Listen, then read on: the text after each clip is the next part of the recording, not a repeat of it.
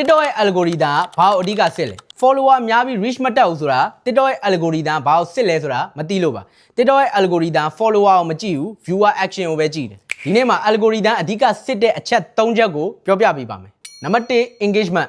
like comment save share တွေပဲဖြစ်ပါတယ်ကိုဗီဒီယိုမှာ like comment save share တွေများလာပြီဆိုလို့ရှိရင် TikTok ကအဲ့ဗီဒီယိုကို reach တိုးပေးတယ် push လုပ်ပေးတယ်နံပါတ်2က watch time viewer တွေအများစုကကိုဗီဒီယိုအဆုံးထိမကြည့်ကြဘူးဆိုလို့ရှိရင် TikTok ရဲ့ algorithm က quality မကောင်းဆိုပြီးသတ်မှတ်တယ်အဲ့တော့ watch time များဖို့လိုပါတယ်နံပါတ်3ကတော့ fresh content မှာကျွန်တော်တို့ content style အသစ်တွေဖန်တီးဖို့လိုတယ် idea အသစ်တွေဖန်တီးဖို့လိုပါတယ် content style အဟောင်းတွေပဲတင်နေမယ်ဆိုလို့ရှိရင် algorithm reach မပေးပါဘူးအသစ်တွေဖန်တီးတတ်ဖို့လိုပါတယ်အဲ့တော့ algorithm က follower ကိုအဓိကမကြည့်ဘူး engagement watch time content freshness ဒီ3ခုပဲအဓိကကြည့်တယ်ဒီ3ခုဂရုစိုက်လိုက်မယ်ဆိုလို့ရှိရင်မိတ်ဆွေရဲ့ဗီဒီယိုတွေက viral ဖြစ်လာမှာဖြစ်ပါတယ်နောက်ထပ်လည်းဒီ TVS ဆိုတဲ့ခေါင်းစဉ်အောက်ကနေပြီးတော့ sharing တွေအများကြီးလုပ်ပေးသွားပါဦးမယ်ခင်ဗျာအဆုံးထိကြည့်ရှုပေးတဲ့အတွက်ကျေးဇူးတင်ပါတယ်နောက်ဗီဒီယိုမှာပြန်တွေ့ပါမယ်